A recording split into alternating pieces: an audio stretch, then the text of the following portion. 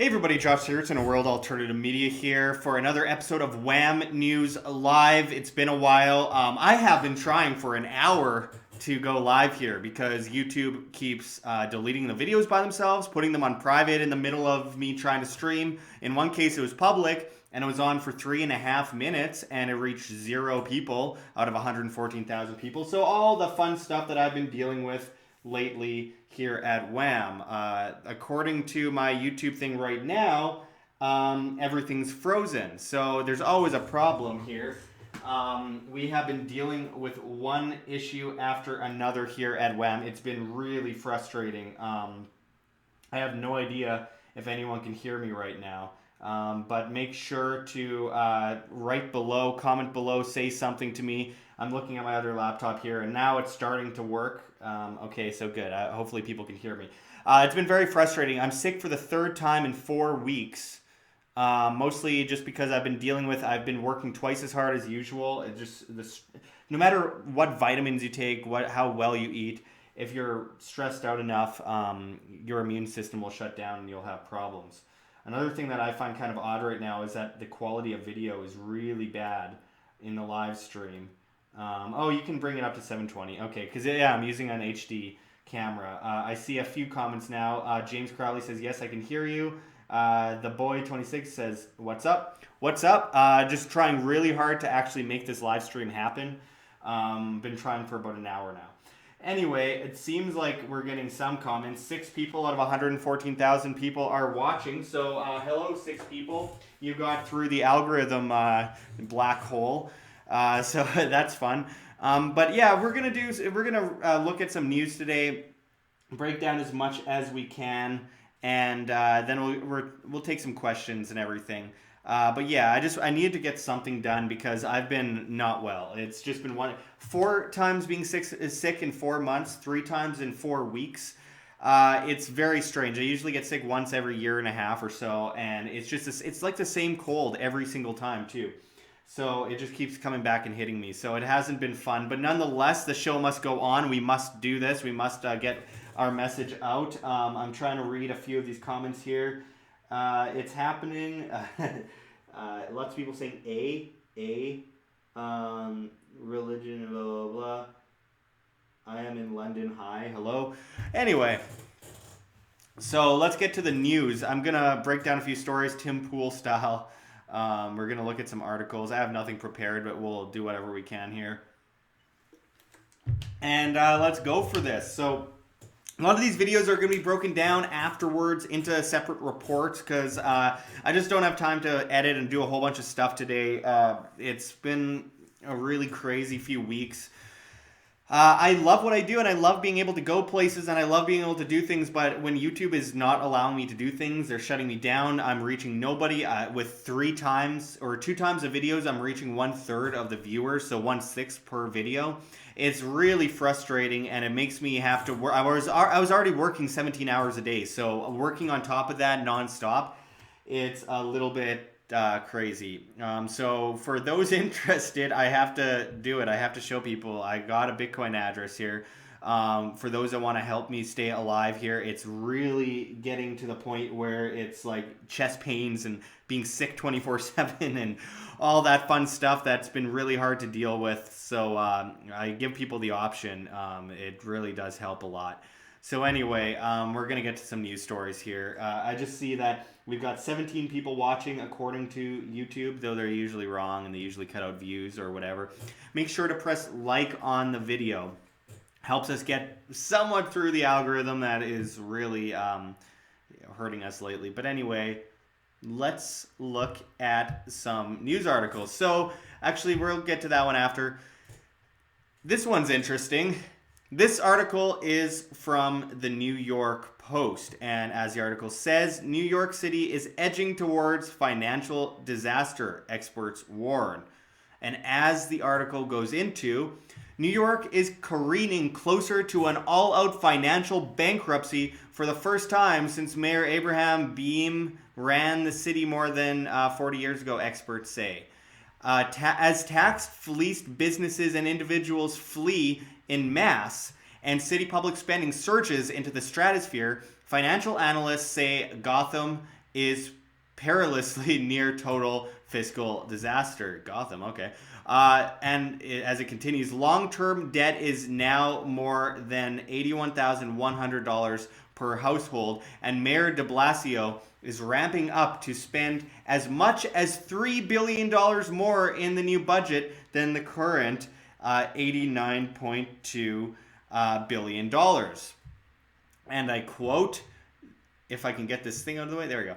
The city is running a deficit and could be in a real difficult spot if we had a recession or a further flight of individuals because of tax reform, said Milton Ezrati, chief economist of Vested. New York is already in a difficult financial spot, but it would be in an impossible situation if we had any kind of setback. De Blasio has detailed $750 million in savings for the preliminary fiscal 2020 budget, but that won't be enough to stave off a bloodbath if New York's economy is hit by financial shocks, including a recession, which some see on the horizon. Analysts warn Governor Cuomo's preliminary budget has $600 million in city cuts in the coming year. But city spending up some 32% since de Blasio took office, triple the rate of inflation, may need to be cut deeper, these analysts add. The city's long-term pension obligations have escalated as well as its workforce has soared by more than 33,000 in the last 5 years. Other startling indicators, as it says below here, New York State and City are ranked number 1 nationwide in state and local tax burden. Property taxes, almost half of the city's revenue, is rising faster than any other revenue source, squeezing businesses and forcing homeowners already hit by federal property tax deduction changes to relocate to lower tax states. The top 1% of New York City earners pay some 50% of Big Apple income tax revenue. New York City could go bankrupt, absolutely, said Peter C. Earle, an economist at the American Institute for Economic Research. Hey, that's where Jeffrey Tucker is based at. So anyway, this is a huge issue that we've been warning about for a long time. It's not rocket science, folks. I mean, when first of all you got AOC getting in there, Alexandria Ocasio-Cortez, who is pushing all these socialist policies that are supposed to help the poor from her high horse, lecturing the rest of the country, while at the same time, interestingly enough, socialist policies destroy competition, which means less production, which means less, small businesses coming into the market, which causes more burdens on the taxpayer, on the people that are hit most by inflation at the creation of U.S. dollars at the Federal Reserve. And what happens next? Well, if there's no production, all that stuff, there's less employment. And while employment numbers look high, a lot of them are hidden in the labor force participation rate. And as our guest Lior Gans recently mentioned here at WAM, it creates a snowballing effect. And that snowballing effect is going to affect a lot of people because in the long run, no matter how many jobs you claim to bring in, if you are shooing people away with minimum wage hikes, with when you're shooing people away with insane taxes that are communistic in the case, especially with things like the property taxes, which mean that you don't own property.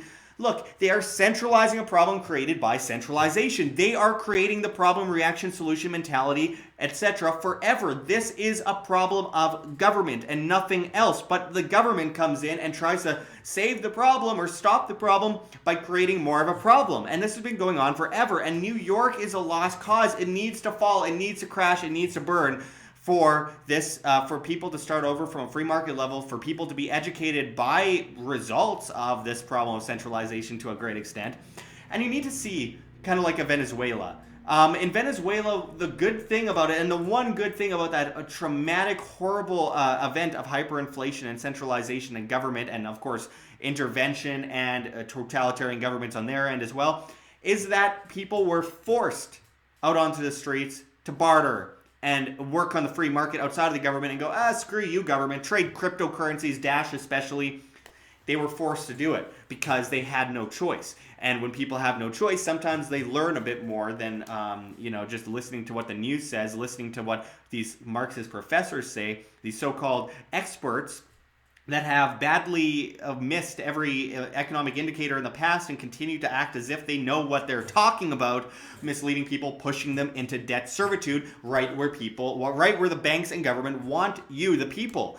It's all a huge scam. And as we've mentioned before here at WAM, people are moving out in mass in places like from places like LA to Nevada and Arizona, and in mass from New Jersey to Florida. Weirdly, they're moving to the places with no state income taxes. Now, Florida is a very statist place. There's lots of problems there, police on every corner. But with that said, when people are being extorted less, go figure, they're more productive, they're more prosperous, they're less impoverished. When people are paying off the interest on the debt in mass with their taxes and paying for military spending and paying for all this insanity, crazy deficits, all that kind of stuff, and then at the same time asking for more, it's a disaster waiting to happen, and this is the result. People are moving away from New York. People are living on the streets in New York. You go to some of these places in California, for example, and you just see homeless people everywhere. And it's a disgusting truth that comes with vast centralization and this organized crime racket we call government trying to make things better for you. Well, that's a guise anyway.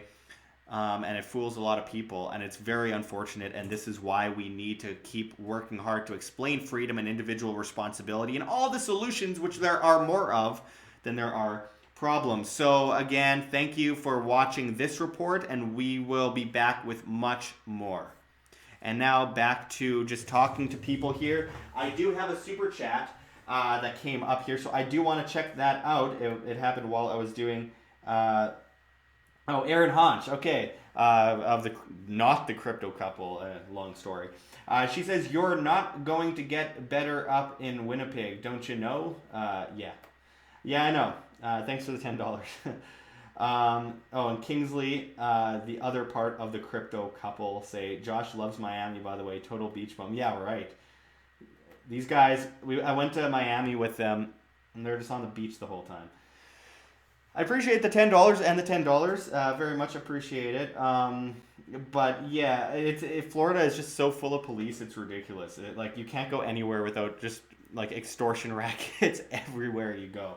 I'm totally winging my reports here today. When I say that I'm signing out from one of these reports, don't go away. I'm still here for the WAM News show, segments, Q&A, all that stuff. But I am trying to cut it so that I'm able to properly deal with this when I repost these videos as individual reports, which I have to do because, again, I'm sick. Again, for the third time and fourth week, despite all the vitamins and how healthy I'm eating. Just too much stress, too much to deal with. Anyway, putting this down for a moment. I got a $2 super chat. You also love tolls. Yes, I got tolled like crazy in Florida.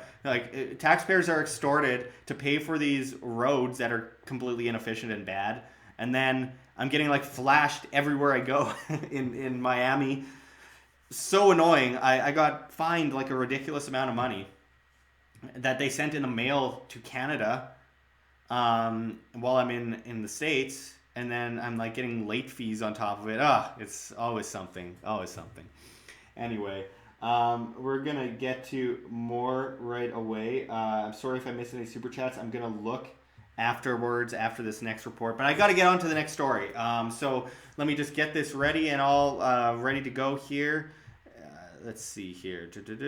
Excuse me while I just click on a few things, get this all running. By the way, does my audio sound good? Does my video look good? You can change it with the little gear thing at the bottom of the screen. Also, make sure to press like on the video. And also, check out my Bitcoin. It's the only way we're getting by lately. It's so brutal. We are getting badly hurt by YouTube with mass shadow banning. It's never been worse. Anyway, enough complaining for now. Let's get to this next story. All right. So as this article from FEE, Foundation for Economic Education, says, $15 minimum wage laws are wiping out jobs in New York and Illinois. And as the article goes into, by advocating minimum wage hikes, people get to signal their own political virtue at the expense of other people's jobs. Ain't that the truth? Now, let's get to the article itself.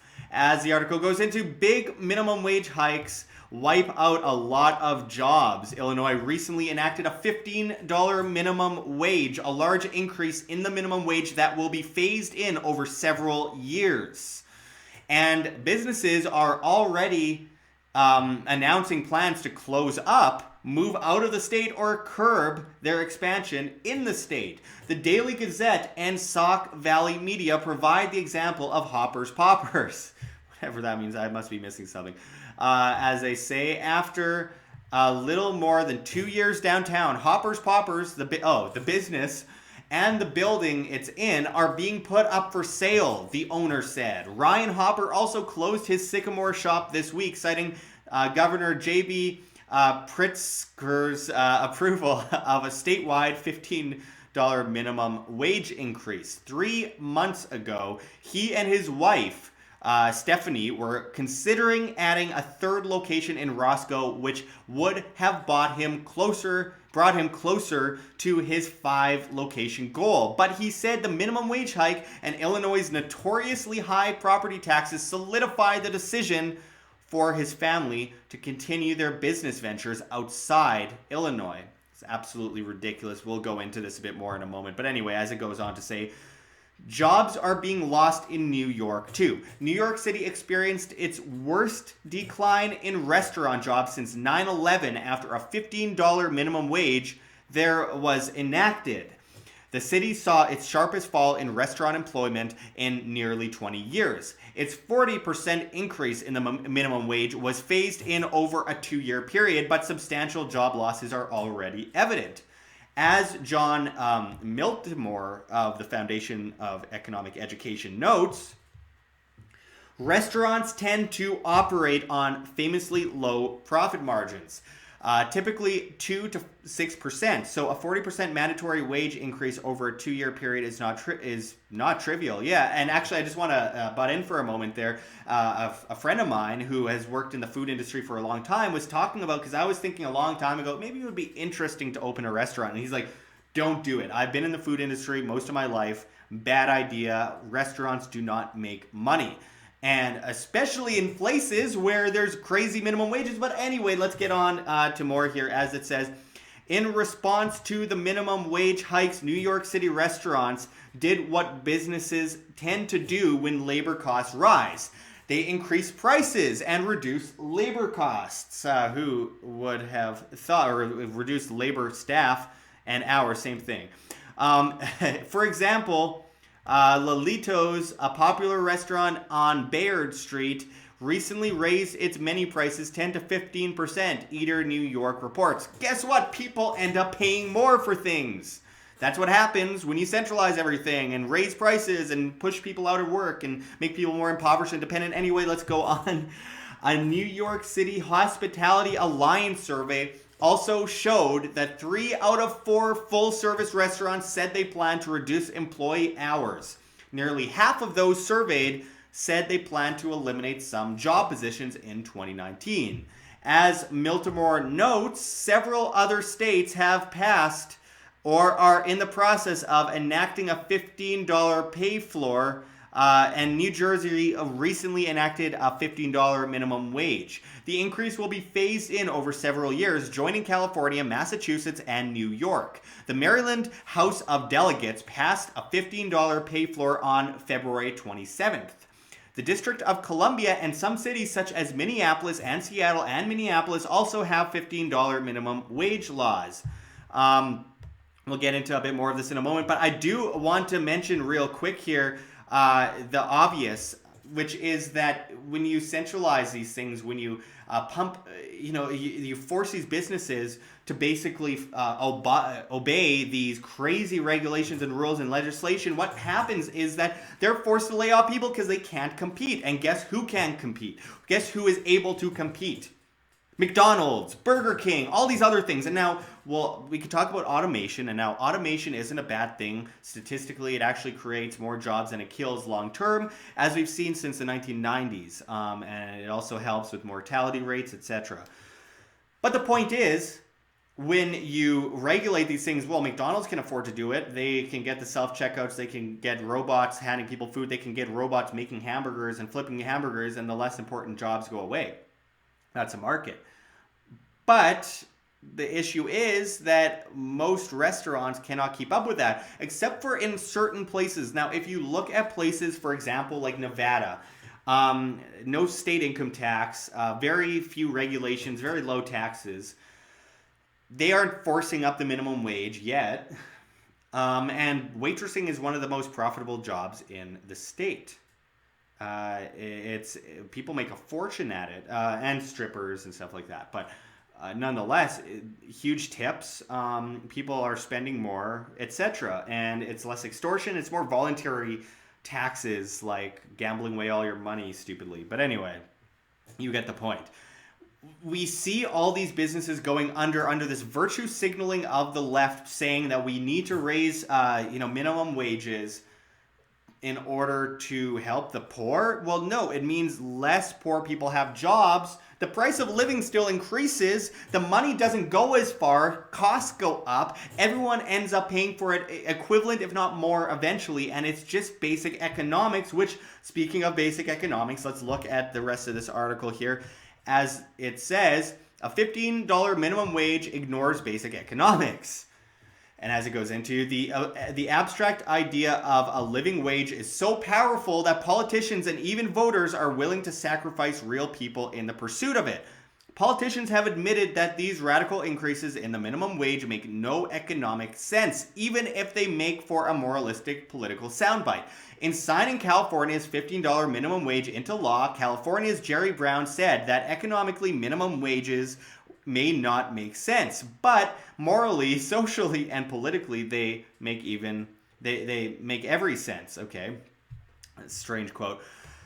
Voters often feel the same way. The Los Angeles Times reported that Californians strongly backed the state's minimum wage increase to $15, even though they believe the wage hike will hurt their pocketbooks and the state's economy. And high percentages of those surveyed expected negative consequences, including layoffs and business relocations to states with lower minimum wages. Almost 90% of respondents believed that prices for consumers would rise because of the wage hike.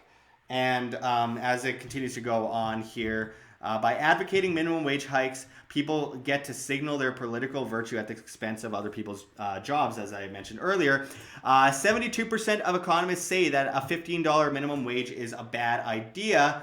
And an even higher percentage says it will increase the unemployment rate. An economist at Moody's estimated that up to 160,000 jobs will be lost in California's manufacturing sector alone from the increase to $15. And there's a lot more here.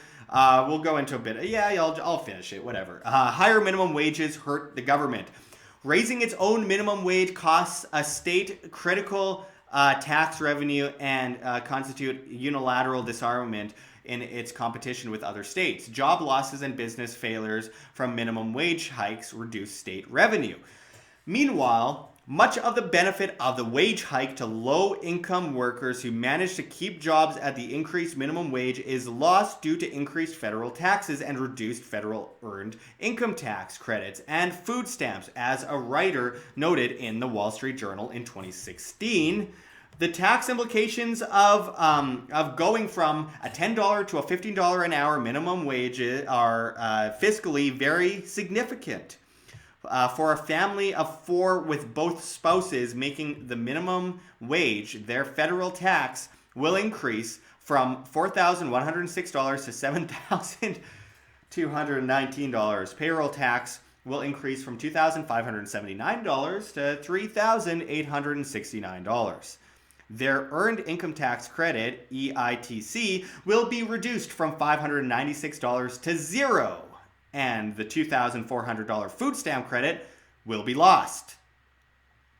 Of the $20,800 increase in income and going from $10 to $15 an hour, $7,778 will be diverted to the government, which doesn't include loss of other income-dependent government welfare programs and added costs Due to the resulting inflation, over 1/3 of the wage increase will flow to the federal government. The net result is that an economically struggling town with lots of low-wage workers tends to have less disposable income, higher prices, and less consumer purchasing power, meaning fewer retail jobs after a minimum wage hike than before. And this article was by Hans Bader. So I want to also just bring this in here and bring it all together, wrap it all together.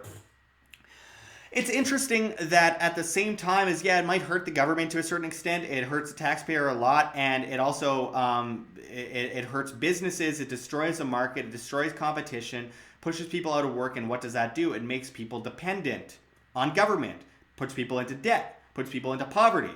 Then you see all the loan bubble at the same time, 1 million businesses at the same time saying, you know, 4th chance loan, 20th chance loan. This is what's going to happen eventually when government regulates the markets, restricts the markets, taxes people to death, inflates the price of living, and then it comes down on the individuals. This is basic economics as mentioned. So, again, what are we going to do about it? We have to be independent and responsible human beings and stop depending on this horrible monstrosity of statism. This is all just a pattern, piece by piece, a puzzle to bring everyone on their knees begging government for more. If they shove you down a bottomless pit of debt, you are forced to ask for a ladder up from the government and the banking system, pushing you folks into perfect servitude to them. So what are you doing about it? What are you saying about it? Are you asking for more help from government? Government is organized crime. Taxation is theft. And it all goes in a perpetual circle. Hegelian dialectic, problem, reaction, solution, repeat. And it all comes back to you, and you all end up paying for it. Inflate the price of living, bring the average price of every good up dramatically. There's a reason among not just the central banking aspect, but government regulations of the markets and everything, legislation. There's a reason why bread was worth a nickel and now it's worth $3. Anyway, thanks for joining us for another report, and we hope you join us next time. Anyway, back to checking on the chat. Thanks for staying tuned, everyone. And wow, I see a $50 super chat. Let me just check on this real quick. Olivier Dumont he sent 50 Canadian dollars. He says, I really appreciate your work, Josh. Don't have to mention this. Keep up the news coming. Well, I just mentioned it. Sorry if you didn't want me to mention it, but I really appreciate it. That $50 goes a long way. It's keeping us going, and I really appreciate it. Like I said, we are getting badly hurt as they shadow ban us right now. It's really brutal. So we got to just keep working and doing whatever we can to keep the heat on and keep moving towards, educating as many people as we possibly can, regardless of what YouTube does. And there's always alternatives. And I do have a Subscribe Star account, by the way. I'm going to turn it up to here for a second. We have a Subscribe Star thing linked below in the description. I hope people check that out. It's a Patreon alternative, and I'm working on that right now. And I will be doing not safe for YouTube, not safe for YouTube, not safe for work, not safe for YouTube videos in the near future. You can all thank me for that, by the way. In the near future, which cover certain issues that will be shadow banned for weeks, and it doesn't help us to do these videos on YouTube because we will be basically completely shadow banned and no one will see any of our information at all. We have to sometimes work with it a little bit, work with the situation we have. Let's see, we got a super chat from Dr. Mike. Thank you, from Anarchapulco, friend. Thank you very much. I met so many incredible people at Anarchapulco. I love that event. It's a mixture of party, education, and work. Lots and lots of work and exhaustion, but nonetheless, it's one of the best events that's out there. I really appreciate everyone I've met out there. Met a lot of amazing friends there. A lot of people that I'm very close to this day. I see a lot of comments coming in. Let's see. Oh yeah, Vishnu Knott, who writes some very strange comments on my videos very often, says, Josh is loaded. I'm actually like really dizzy and out of it right now. I'm just trying to stay in tune here because I'm sick, like I mentioned earlier, for the third time in 4 weeks. It just never ends. And I needed to get a few videos done now and get things ready to post in the next few days in case I get a lot worse. I'm taking all my vitamins, eating well, all that kind of stuff, but it's just not helping. Everything. My immune system is just being hit from stress. I was working 17 hours a day, and then I had to double my workload. So I had to work twice as fast, 17 hours a day, and put twice as many videos up, only to reach a third of the amount of people with the YouTube shadow banning. It's so brutal. Barnaby says, don't throw up on YouTube. Not that kind of sick. Just, I have just cold, kind of weak and tired feeling, and legs weren't working yesterday. I had to lay down all day. It's just, it's just not feeling good. I don't even know if it's viral or if it's just like a physical issue with me being stressed. I don't know. I'm very hungry right now, so I'm going to get through a few of these videos and take a few more questions here because it's affecting my ability to think straight. I apologize for that, folks. I'm doing my best. It's been a tough few weeks. And everything going wrong, you know, the usual. But I try to stay as positive as humanly possible because I have no choice. If I don't, I'll go completely crazy. But let's see. I'm going to get the next video up here. So far, I'm very grateful that none of these videos have randomly started playing copyrighted music on the side of my screen while doing this video. So anyway, let's get into the next story, guys. People are tuning out because nobody wants to hear me blab on about how crappy I feel. So let's get on to this. All right. As this news out of The Independent says, Twitter CEO Jack Dorsey buying $10,000 in Bitcoin each week as he predicts massive price rise. And as the article goes into, Twitter CEO Jack Dorsey has revealed he is spending thousands of dollars a week on Bitcoin in anticipation of a major turnaround for the cryptocurrency market. Mr. Dorsey, who is also the founder and CEO of mobile payments company Square, has been a vocal advocate of the cryptocurrency since 2017, haven't we all? But had never before spoken about his holdings. Speaking on the Tales from the Crypt podcast, Mr. Dorsey explained how he became fascinated by Bitcoin 2 years ago due to its potential for disrupting payments and the broader financial industry. Imagine, as he says, being born this year, growing up only knowing that the potential for a global currency exists. That is exciting, he told podcast host Marty Bent. What that person does with that realization is amazing. It feels like that just accelerates things even faster. So I think there's a massive acceleration that's going to happen within the next 10 years.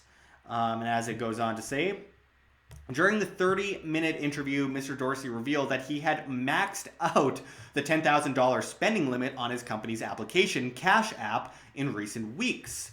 A recent trend on Twitter known as StackSat Saturday has seen fellow Bitcoin enthusiasts buy $25 worth of the cryptocurrency every Saturday. And I quote, "I saw that on Twitter," Mr. Dorsey said. "I would have participated, but I've already exceeded my limit." Ultimately, Mr. Dorsey said he believed that Bitcoin or another cryptocurrency would become the native currency of the internet that has the same borderless and global reach as the internet itself. The Square CEO added that his payment company is actively researching and developing ways to support the Bitcoin community and help make it happen. And I quote, "I don't wait around for that to happen to me or to us as a company. I want to help make it happen." To me, as it says, it all goes back to the internet. What does the internet want to be? It wants a currency. It's always wanted a currency. It just hasn't had the technology until 10 years ago. Other major tech companies have also shown an interest in cryptocurrency, including Facebook, which is rumored to be developing its own digital currency, a rollout across its messaging app, WhatsApp. The secret team of around 50 Facebook employees are working on a blockchain project that is expected to go live within the next 4 months. Fellow messaging apps, Telegram and Signal, are also planning their own cryptocurrency, either of which could help propel cryptocurrency into the mainstream through their significant reach. Now, I want to talk about the Jack Dorsey thing for a moment here, folks. I think this is interesting because, first of all, look, I want to make it clear I'm not a fan of Jack Dorsey. I'm not a fan of Twitter. And we have to also look at it from the perspective of these companies are massively bubbled. When I first reported on it last year before the major dip, I mentioned how Twitter, among all the other major tech companies, the .com companies, so to say, have seen a bubble of 617% increase since the 2008 recession, which means that they haven't provided a whole lot. They're shooing away their own customers. They're not just shooing away conservatives, they're also shooing away liberals as well. There's different reasons, and they're just like restricting speech and making people, it's a normalization of censorship. And of course, they've had contracts with the government, which I don't support, and all that kind of stuff. With that said, he also mentioned global currency. Now, I know a lot of people are going to be triggered by certain buzzwords. Global currency, native currency, currency of the internet, and several things that he mentioned in this borderless, all that kind of stuff. Now, first of all, there's nothing wrong with a borderless currency, folks. Come on, it's the ability to freely transact between each other, and if it's global, if it's not under legal tender laws, then fine. Once governments get in and start making promissory notes is a whole other story, but it wouldn't benefit them to use Bitcoin. It would more benefit them to use something like Ripple or something along those lines, or just create their own digital cashless society, which breaks away completely from the issue of Bitcoin itself. Bitcoin is, of course, scarce and in demand, and the second that goes away, if someone somehow tried to make some kind of fork where they created vast amounts of it or something like that, it would defeat the point. People would go away. The price would diminish. It would just, it's basic. And of course, if the government created Bitcoin, then they created a behemoth because they allowed there to be thousands of other ideas built upon the blockchain, including things like Monero and other privacy coins, which break away from the tracing of currencies and really hurt governments when it comes to tax revenue and etc. So anyway, and this whole idea of using cryptocurrencies to fund, pedophiles and terrorism and all that kind of stuff, it makes no sense. It's traceable. It's Bitcoin. It's traceable. It makes more sense to use fiat cash. And if we are going to go after things that could go towards terrorism, first of all, blame the government for being the biggest sponsor of terrorism. Second of all, we should probably say something about the fact that 99% of transactions that go to terrorists are in fiat US dollars. Again, fiat is by fiat, by legal tender laws, by law. It is enforced. It is forced upon the people. Vast amounts of quantitative easing, and fractional reserve lending, and in some cases zero reserve policies like we're seeing pop up in places like Canada.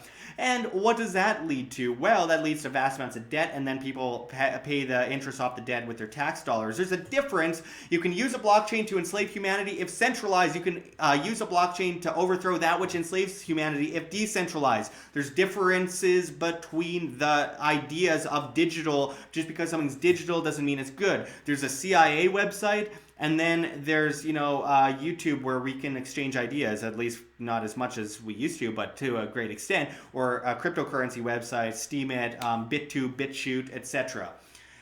You can't judge one thing by all things. If you get sick from food at a restaurant, you blame that restaurant.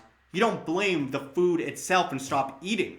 So, again, I think this is a very important subject to get into. And now with something like that, remember, Jack Dorsey is saying that he is maxing out the $10,000 limit on his Cash App. Who knows how much money he's putting into other things? Like I was getting at earlier with the tech bubble happening, it makes sense for these CEOs to pat their pockets. I mean, Jack Dorsey is a multi-billionaire in the future in cryptocurrency. I guarantee it.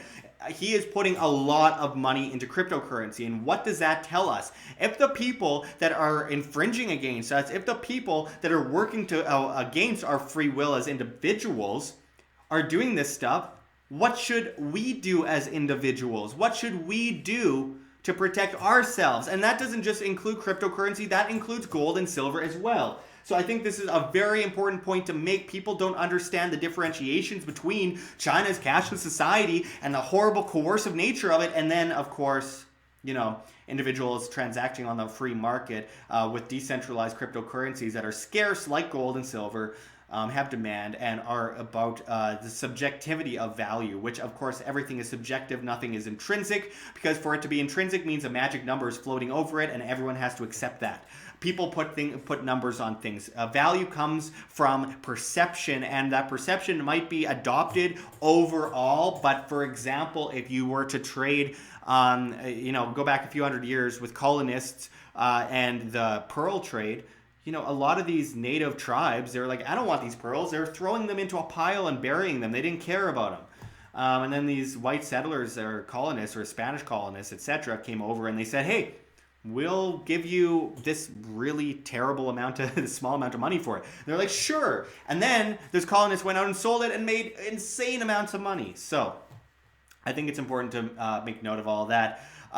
There's always going to be debate over cryptocurrency, and fine, but let the market react. Just don't let the government react. You as individuals have to build on this and not ignore things that are one way or another going to progress as time goes on. There's no doubt about it that we are going to see a massive change in the currency markets in the future as the US dollar inevitably crashes. It has to. All fiat currencies eventually revert to their true value of zero. As we close off this report, I want to quickly show the current prices of cryptocurrencies as according to CoinMarketCap. By the way, I love the ads that have been on CoinMarketCap lately. They're hilarious. Just like bear market, we're all depressed. Anyway, as we can see here, Bitcoin 3,900 is really testing that $4,000 to $4,200 mark right now. Ethereum at 134. EOS has been making some strides lately, but it keeps bouncing off its resistance. And what are we going to do? Monero has been moving a little bit lately. I don't know. It's a bear market still. Don't get too excited. It's not really happening yet. Cardano is up 5.42% as I do this. All we can do is hope for the best. I mean, really, it's going to come down to what we as a market decide overall. So again, thank you for joining us again, everyone. We'll be back at you with much more on the subject. Oh yeah, and ignore the Facebook crypto. It's like Petrocoin. It's nothing. It doesn't exist. It's BS. Do not buy it. Run away, run to the hills. It's stupid. They just see their competitors using crypto and they're like, oh, we need to do something because their stocks are about to tank. And they are in for a very rude awakening very soon. And a lot of that because of the blockchain and cryptocurrency, which, by the way, it's not just about currency. It's about the infrastructure that can be built on the blockchain that can replace governments, etc. So anyway, thanks for joining us again. This is Josh Sigurdson signing out from World Alternative Media. Find the truth, be the change. All right, guys, there's another one. Again, if you're wondering why I keep signing out, it's because I'm going to be reposting this stuff as their own reports later on. We still got 59 people watching. I find it somewhat strange that only 59 people out of 114,000 people are watching. But I'll take it. I'm happy that all of you are watching, but it's pretty clear that we are being heavily shadow banned. Let's see. John McDough says people are too heavily invested into banks. I completely agree. This is a huge issue. People depend on banks, and if your money's in the bank, it's not yours, it's a bank's, which puts you into servitude to the banks, and that's exactly where they want you. They want you in debt. They want to be able to rob your accounts dry, and people don't realize that when their money's in that bank, it's not theirs. The bank can do whatever they want. Depositor insurance is so insanely low, and then on top of that, bank runs would not last very long, folks, because the banks currently today, their cash to deposit ratio really shows that many of the major banks, the biggest banks, only have like 1% or less of depositors' money covered in cash. They don't have any money. It's not the old savings and loans banks of the past. Let's see. Lore Spade says stack silver. Agreed. I'm all for stacking silver. Diversify. We recently did a video with Lior Ganzo Wealth Research Group, which I hope you guys check out recently. I posted it last night. He went into why it's almost just as bad to have only gold and silver as it is to not have any gold and silver. Um, no one goes broke holding gold, but you don't necessarily make big profits because it's wealth insurance. It's preservation of purchasing power, preservation of wealth. Um, and then DJ Crazy J says copper should do good too. I agree. We did an interview recently with Vince Sirachi on that from Cucho Copper. So make sure to check out that video too. It's just about how where copper is going in the near future with the suggested deficit of copper going forward, which is, the demand's way up. You use copper in so many things, but then the supply is so small right now. Like the supply is dying off right now. And like I said before, scarcity equals great value if there's a demand for that product. If the demand outweighs the production, that's good news for the price of it anyway, and for those mining companies as well. So anyway, I got one more report to do. I'm very, very tired.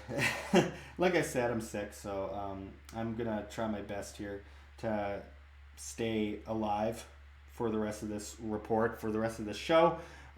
It's been a while since I did these live news shows. I really enjoy doing them. I usually like doing them when I have more energy, and it might look like I have a lot of energy right now, but I'm just forcing myself. I do not feel good, so I'm gonna do one more report, take some more questions, and then I'm going to go eat, because eating is probably a good idea. I've heard that eating is recommended among human peoples. I don't know. I'm just I'm just thinking of Mark Zuckerberg and him drinking water. He's like a reptile robot person, and he's like, human people need water, must drink, make look human. Anyway, I'm being dumb. We're going to get to another article here that is just ridiculous. It's from late February, but I think it's worth talking about because it's more evidence of slavery to government and government entities and everything. Anyway, let's do this. All right, next thing, and then we're going to get to questions. Super chats are appreciated. Get you to the top with your questions because I'm going to miss a lot of questions. I'll do my best. Anyway, let's do this. Again, once I actually click the button, then we're going to be doing this. All right. As this news article shows from WKRN.com, Nashville man sentenced to jail for illegally operating short-term rental property. Now, isn't this a great example of communism? You do not own your property, folks. The government owns your property with the property taxes, and now them saying that people can't do what they please with their own property. Let's look at this story. I'm already angry. Let's look. As it goes into, a Nashville man has been sentenced to jail twice for illegally, quote-unquote, operating a short-term rental property. And as it continues, it says, government records show Leighton Jones listed his Northwest Nashville home on Airbnb without a permit. Metro Code said Jones was cited and fined, but he continued to operate illegally. Finally, a judge sentenced Jones to 2 days in jail. He appealed, and another judge sentenced Jones to 3 days in jail. He has appealed again. And I quote, "In this case, I think they had operated with the assumption that they'll just pay the fines and keep going," said Metro Code spokesman Sean Brasted, a fellow Nazi, I don't know, whatever, Nazi henchman. By the judge issuing these orders, it really shows there are dramatic consequences for refusing to obey the law when it comes to short-term rental properties. Most people can get a permit depending on where they live if they follow the rules and do the right things. Notice I'm kind of highlighting the more ridiculous claims here. Anyway, as it continues, Metro Code said Jones operated a short-term rental property without a permit.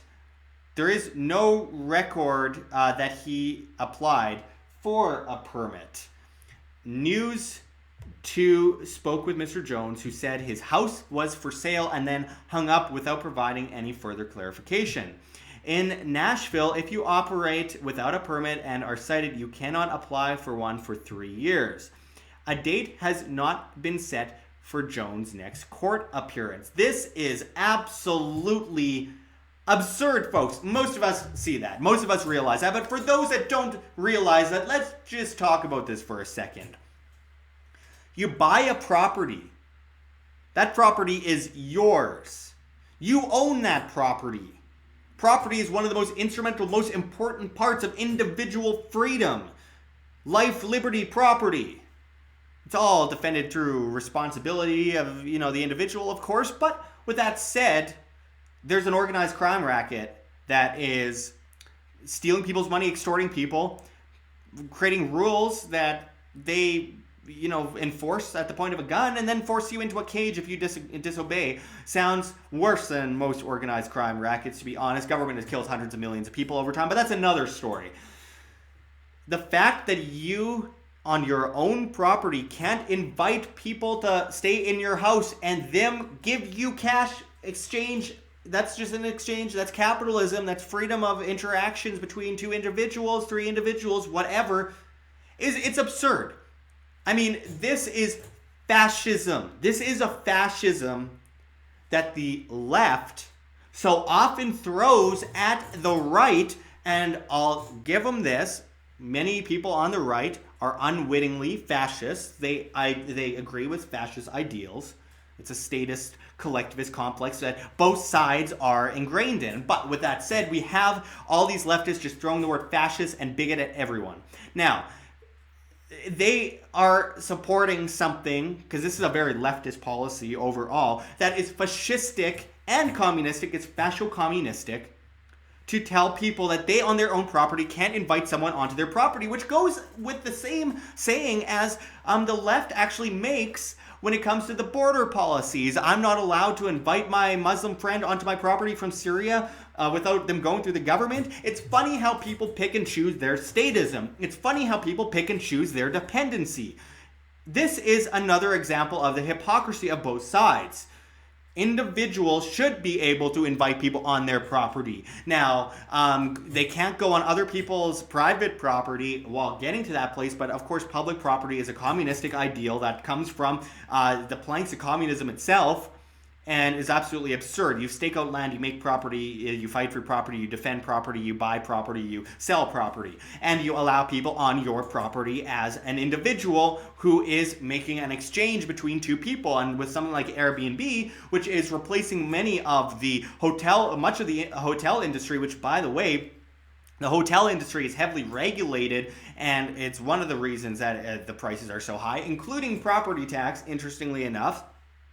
The same with Uber, replacing the taxi cab companies with a massive regulation, massive, contracts that they have to go into, where they have to get these licenses that in some cases cost as much as $100,000 to $150,000 per car. Of course, their prices are going to be high, and of course, these more free market ideas are going to be better, even if government does have some involvement and are regulating it heavily. And we see this whole permit situation with this man in Nashville, Tennessee.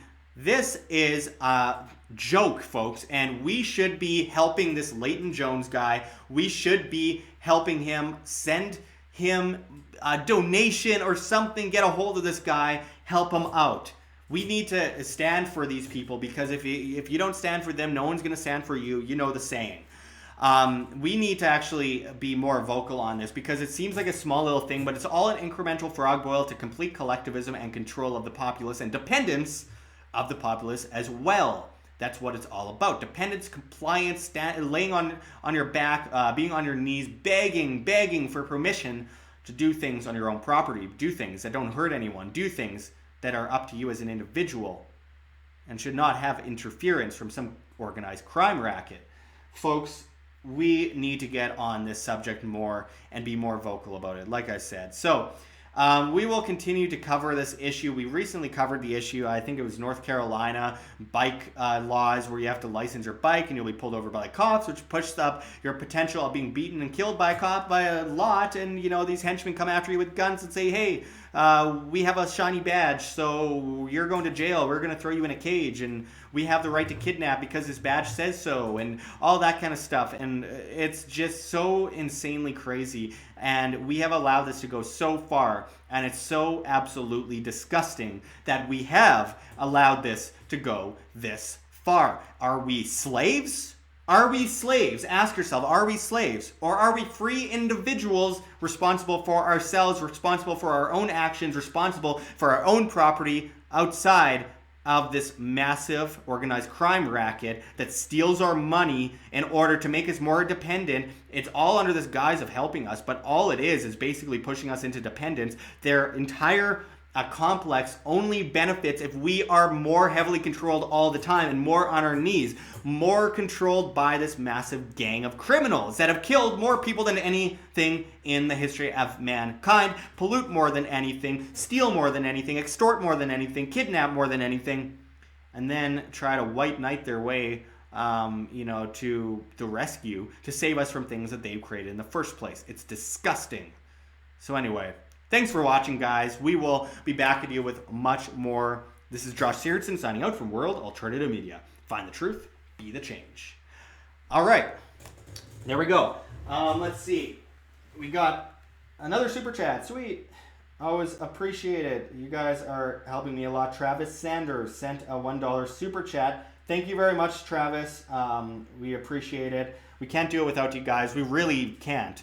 By the way, I figured this would be a good time to tell everyone, because we do have a bit of an announcement coming up. We've announced it on Facebook already, but we will be starting a weekly show starting at the end of March with the one and only G. Edward Griffin. We're going to do a new show. I'm not sure. It's probably going to be 45 minutes to an hour each episode once a week with G. Edward Griffin breaking down the latest news.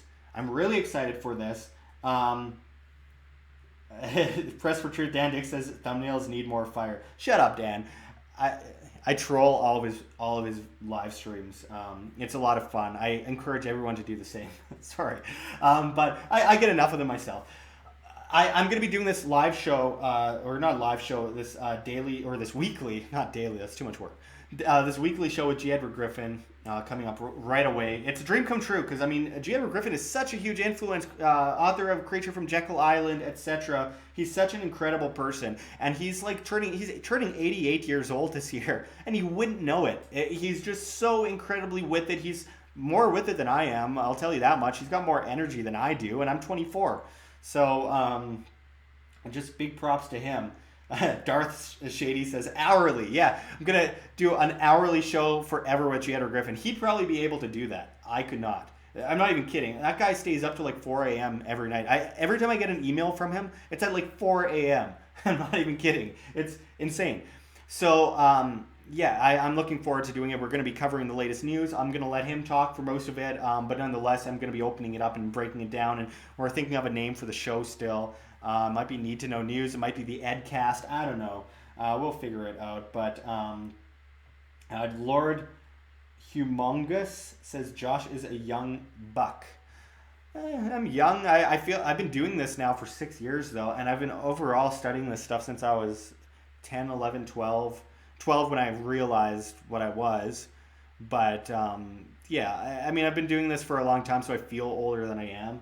And I left school very early in order to actually learn things. So I've spent a lot more time out of school, which has allowed me to mature a lot, and it allowed me to research and read books and utilize my younger years for something worthy instead of being indoctrinated into a public school nonstop 24/7. But anyway, The Boy 26 says, what's your thought on vaccines? Haha, you want me to be shadow banned, don't you? Look, my views are divided because I am against most of the flu vaccines, stuff like that, but I think there is some good to a few different... you know what? Look, so I'm doing a show, like I mentioned before, on Subscribestar. I'm not afraid to talk about this stuff, but I am concerned about how YouTube will stop me from getting any other information out. So sometimes you gotta get around some of this stuff. I have interviewed people about vaccines before. I just did a video with Del Bigtree, which is on my other channel, Josh Sigurdson, on YouTube. It's harder to find. I don't really do anything interesting on there except for every now and then throw up a video or do a how-to or just screw around videotaping myself talking about whatever. It's just like I've got like 56 subscribers or something on there. But anyway, I'm going to be doing a thing on Subscribestar. I just got out of focus. There we go. I'm going to be doing a thing on Subscribestar to talk about vaccines and conspiracy theories and all that kind of stuff to a greater extent, because I'm allowed to do that there without them shutting me down. It's going to be subscription content, subscription only content. I'm going to be setting the tier soon, but it's going to be basically about $5 a month, to subscribe to it, and you will get exclusive content from me that is not safe for YouTube, as I mentioned earlier. NSFY. So yeah, I'm going to be doing that. But yeah, I'm not pro-vaccine at all. And I'm just disgusted by the push by government to force vaccines on people. There are falsehoods on both sides, though, with that. So that's also important to get into. Not be pulled in by, either side of the argument. There's always something in the middle to come to, because pharmaceuticals have also saved my life. Antibiotics have saved my life in the case of pneumonia before, for example. So there's obviously cases where they are a good thing, but I would largely stay away from pharmaceuticals. I largely stick to all natural stuff, but nonetheless, there is a place for some of this stuff. Jerry K says, Josh, fluoride in the water and how to end it. That's how I started my career. It was fluoride and child and family services that I was going after in Winnipeg, Canada. And I've been able to make some ground. I've gotten the mayor of Winnipeg's attention before. I've caused a lot of disruption. It's how I started WAM, was like a anti-fluoride, anti-CFS thing when it was Winnipeg Alternative Media years ago. About 6 years ago, because we just hit our 6th birthday, by the way. Congratulations to us, as of March 1st.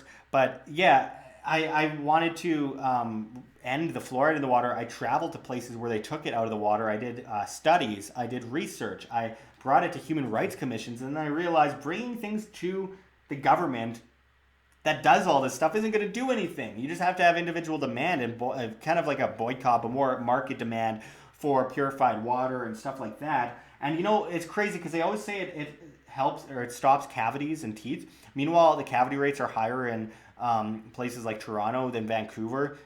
Vancouver doesn't have fluoride, Toronto does. So there's that. And then they say, well, you hate poor people, you don't want poor people to have clean teeth. So ridiculous, folks. It's a usual nonsense that they throw at people to try and make people look bad. Just like the denier connotation when you say anything about global warming and stuff like that. Let's see. Sharon Bergstein says, bought a big water purifier. Love it.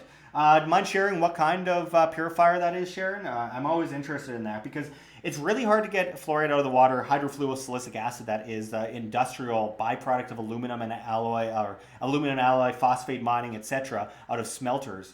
Hydrofluorosilicic acid is the industrial metal that you are getting in your tap water, not the medical grade fluoride, which still isn't good, in your toothpaste. But nonetheless, it's really hard to get out of the water. Even some of the best purifiers only take like 95% out.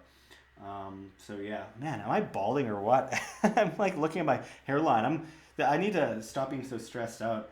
It only happens when I get stressed out. My hairline starts receding, and that's not good for this business. Anyway, that's fun. Yeah, I see Laura Spade says purify Yowata. Agreed. Keisha Rhinestone says aka Winter Pig. Agreed. Winter Pig, Manasnoba, Kanukistan. Let's see. Darth Shady says nice, congrats. We're our birthday. Yeah, that's right. By the way, if you want to send Wham a birthday present, just put this here. It's a nice little Bitcoin hash or QR code. It helps. Anything helps. We really appreciate it. We gotta put it out there, folks. I know it's annoying. I'm not going out of my way to just ask for money and everything, but it's kind of in desperation mode these days due to the vast amount of shadow banning we're getting. It's just so brutal. It's killing me. And yeah, so birthday present, sixth birthday, 6 years old is a pretty big deal. Anyway, back to me. Um, but Darth Shady, nice segue. Yeah, thank you very much. Um, Gregory Todd says, "What do you think about the blackout in Venezuela?" Yeah, there's a weird news blackout. They keep there's a blackout in Paris as well right now, and Spain. I'm going to Spain in like a month or something. Yeah, about a month from now, I'll be going to Spain, and if the yellow vest stuff is still going up in Seville, Spain, I'm gonna be checking that out. But there is a huge problem right now with the news on Venezuela because there is a mixture of news. Of course, there's two truths to this. The U.S. government intervenes with everything and destroys, countries and causes coups in all these countries that creates grows their control complex, makes things worse for the people in these countries. And then the government itself in Venezuela is terrible. Maduro is not a good guy. Do not allow yourself to fall for a limited hangout situation where they tell part of the truth in order to distract you from the entire truth. The Venezuelan government, Chavez, Maduro, terrible, socialistic, centralized, regulatory tyrants that have disappeared a lot of people. Bad people. Politics, organized crime, what do you expect? But then the U.S. government getting in and intervening and trying to get their resources and all that stuff, very bad. Sending weapons in, trying to arm rebels. Much like Maduro was arming his loyalists against his opposition, there's two sides to the story, and people keep going one way or the other. It's one side or the other. And it's not just cut and paste like that. It's just, it's meant to confuse people. And now with them cutting out the news of what's happening there, it's disgusting. There's a huge, what some people are saying is a false flag that just happened in Venezuela. It's getting really bad. And I did an interview recently with J. Edward Griffin on this subject and faceless movements and all that kind of stuff, which is worth checking out, folks. But yeah, it's not going to end well, and people are going to end up getting hurt before this gets any better, and it's unfortunate. But I believe if people stop looking at government as a solution and stop replacing government with government, then maybe we won't have so much of this problem. Like, look at Zimbabwe, for example, which hilariously they're calling the new Venezuela, even though Venezuela had an inflation, then Zimbabwe had an inflation, now Venezuela has a hyperinflation. Now Zimbabwe, who used the US dollar on a basket of currencies, is now reaching another major hyperinflationary event, over 50% inflation, and the second highest inflation in the world, like we recently did a video on as well. And it just goes to show they overthrew Mugabe as a military coup and then replaced him with Mnangagwa. And then Mnangagwa runs away after raising fuel prices, chaos in the streets, inflation going rampant. And what does that tell you? Stop replacing government with government. It's been a year and a half since Mugabe was replaced. It's so ridiculous. And how does that work out for Libya? And, how does that work out for Iraq? How does that work out for Egypt with Hosni Mubarak? And now it's never going to end if people keep depending on government to save them from government. It's like cancer curing cancer. It's ridiculous. Let's see. Laura says, have you seen them in front of the Rothschilds Bank? I have not. I have to check that out. I've heard there are some people throwing cow crap or something over a fence. Good stuff like that. I'm not opposed. I'm not opposed at all. Don't destroy public property. That's all I have to say. I'm not going to go any further or incriminate myself here. Yeah, there's a few comments here. Unfortunately, while I do kind of agree with, I can't say it out loud because then I get in a lot of trouble. But anyway, I'm going to have to tune out right away. I really appreciate everyone joining us. Again, I find it interesting. Like, make sure to press like below. Make sure to press like on this video. I find it interesting that we reach 62 people out of 114,000 people. Like, how does that make any sense at all? Like, does anyone see that as making sense? Because I really don't. It's so weird how YouTube is shadow banning us, and this is why I'm sick. But it feels good, honestly, talking to everyone here and connecting with everyone. My truck is currently at a mechanic right now. 9th mechanic I've gone to for the same problem. They keep charging me and not fixing it, and I have to drive to Canada right away. So that's going to be an issue. I'm really sick of renting vehicles. It's costing me too much when I'm not making any money, and they keep screwing me on all the rental cars. And I just got screwed on Airbnb and all that kind of stuff. It's one of those things where credit card companies, Airbnb, hotels, Expedia, flying, rental vehicles, all that stuff, bills, rent, everything's going wrong at the same time, all while YouTube shadow banning me. So it's been stressing me out a bit. I'm doing my best to stay somewhat positive, but there's only so much you can do. I came from a Buddhist mindset when I was younger. I went to Buddhist temples when I was younger. I'm not saying I'm a Buddhist, but I was at one point doing that when I was about 12. And so I can manage my anger. I can manage my feelings. I'm not an emotional person. I'm very much in tune with myself and all that kind of stuff. But there's only so much a body can take after a while, because you push it to the side and you take a breath and it's like, I've got this, I'm handling this. But I'm getting hit by so many different angles that after a while, it ends up going a little bit crazy, So I'm just trying to keep a positive outlook on it, and that's why I took a break for a couple days in San Diego. Unfortunately, my Airbnb flooded. I got screwed on my credit card. I got screwed on my rental vehicle. The pipes blew, and a bunch of my stuff got affected. They weren't opening the door for me at the Airbnb. I got stuck out in the rain, and then they didn't give me the code for the place until like 2 hours after I asked them, once I was already there in San Diego, and all these things happening. And yeah, it affects you after a while. And then the shadow banning, working twice as hard to reach 1/3 of the people that I usually do. Yeah, it's very frustrating. So anyway, check in, hit the notification button. Not that you will get notified because YouTube shadow bans and everything, but just hit the notification button to get notified when I post, because that really helps. And I don't like to complain, but I'm just talking about, I want people to know what people are dealing with right now on YouTube. It's really bad. I've been on YouTube since it was on the 6th page of Google searches for when it comes to streaming video sites. It was on the 6th page of Google. That's how far back. I was on here when there was like 200 something people on YouTube total. And I've never seen it any worse than it has been lately. It's unbelievable. It's shocking, really. So we need to come up with these alternatives. We need to push for these alternatives. And also, I, again, want to let everyone know about Subscribestar. Subscribestar.com/world-alternative-media. I really hope people check this out. I think it's a cool little thing. I haven't done much on it yet. I'm planning to do, like I said, not safe for YouTube content on it. Let me just refresh it here and see what's going on. I got 24 shares on it. Obviously, I haven't gotten it out to many people. One of these subscribers is my dad. But yeah, I mean, we're going to do what we can. The biggest issue is not reaching people. Like, the monetization issue isn't even the worst part. It's just not being able to reach people.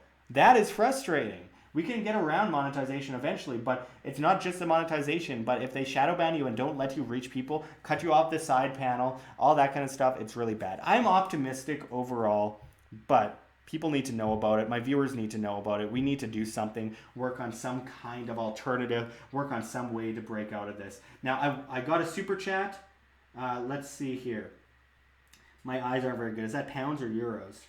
I think 11.11 euros from XQ Gaming. Thank you very much. He says, thank you for your work, Josh.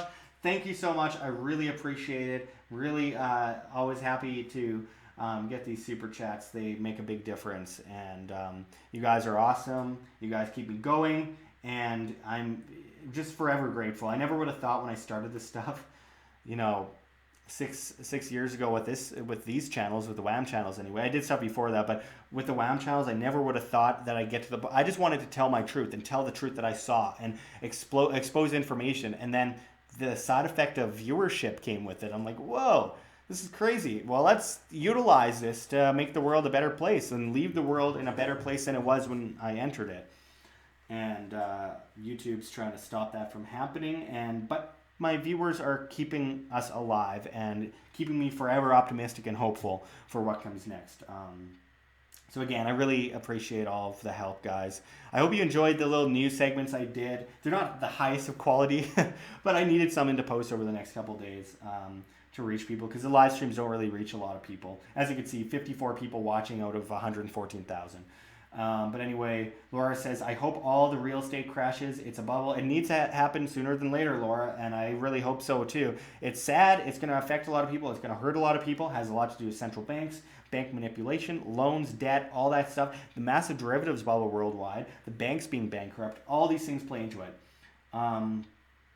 But huge market manipulation. But it needs to happen sooner than later. The more it's pushed off, the worse it's going to be. So it's a sad reality, but we need to learn from it. And in the age of information, I hope we have. Jerry K says, guys, smash the like button, sub, share. Jerry K, thank you very much. I appreciate it. I agree. Smash that like button. I see a lot of YouTubers say that. Smash that like button. Make me real trendy. I'm not. I'm really not. Pete Kingston says, what's wrong with your truck? It's been making this grinding noise. I thought it was the bearings, and I got my rotors replaced, and now they're telling me, I just got a call before this live stream, we think it's your rotors. They seem kind of worn down. I'm like, I just got those replaced.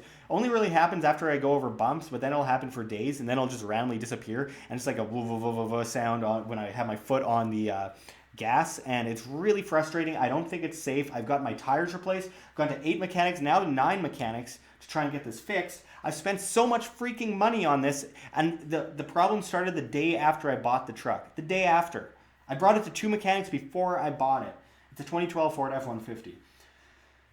And I did realize after that they morphed the XLT and the XTR, I believe, together. I only realized that after I bought it. I'm looking at it, I'm like, the box seems kind of pushed in and bent in. So I think the details on the door of the truck are wrong for the back tires anyway.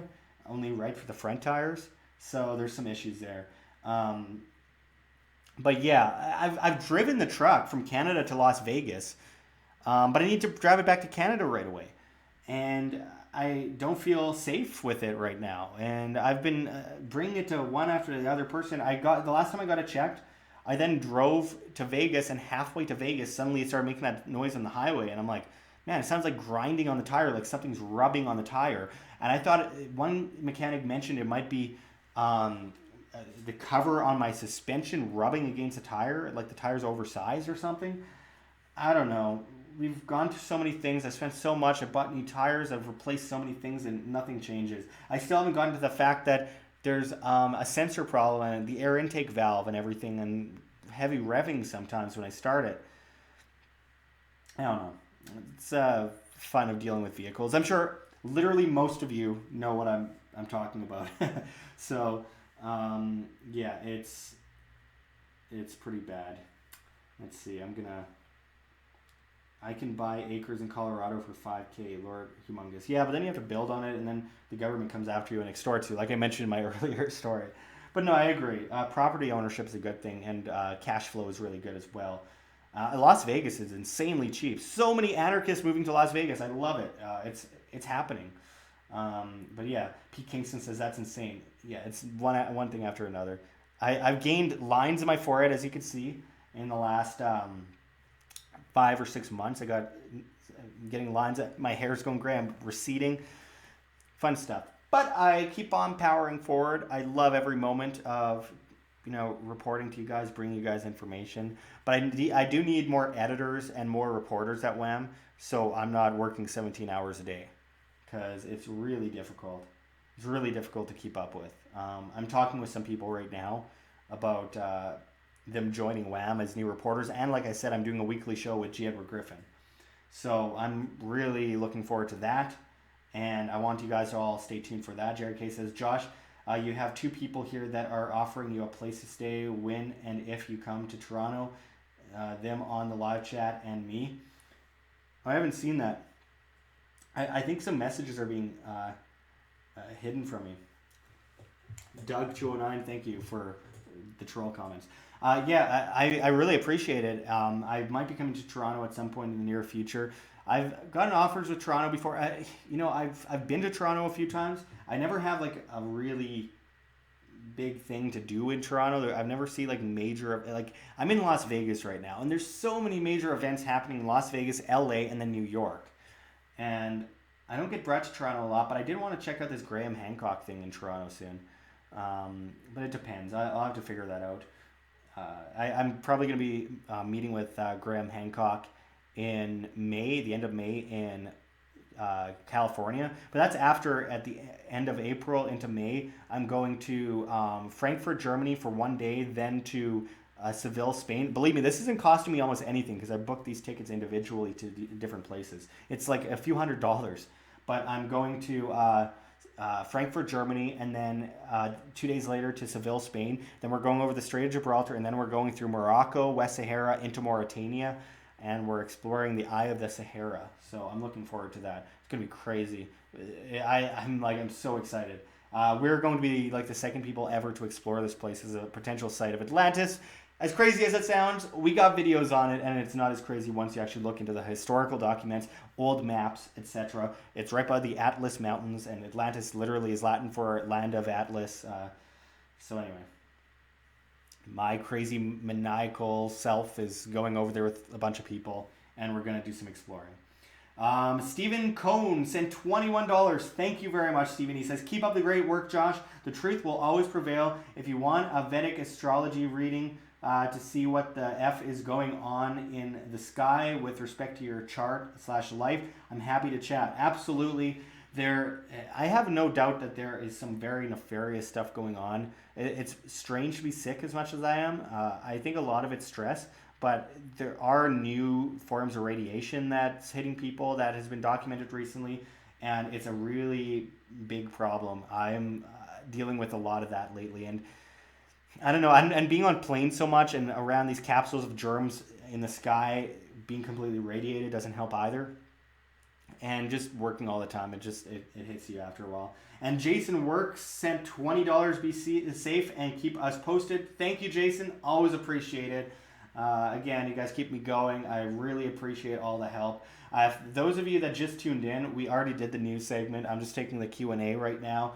So my apologies if it's not what you expected, but rewind in the video. We got it. We got the whole news segment behind. We talked about New York moving towards financial disaster. We talked about the $15 minimum wage hikes, which aren't working. We talked about Jack Dorsey buying insane amounts of Bitcoin. And we talked about a Nashville man sentenced to jail for renting out his property, operating short-term rental properties through Airbnb. So that's fun. Again, just to let everyone know, we got Subscribestar. We've mentioned this multiple times, so I'll just let you guys check the links in the description for that.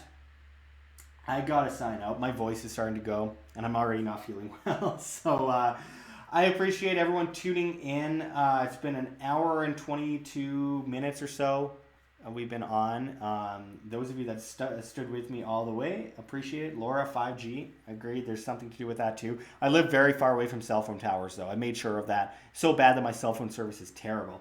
But anyway, we got to sign out at some point, folks. We got to end this live stream at some point. So thanks for tuning in, everyone. And until next time, this is Josh Sigurdson signing out for World Alternative Media. Find the truth. Be the change.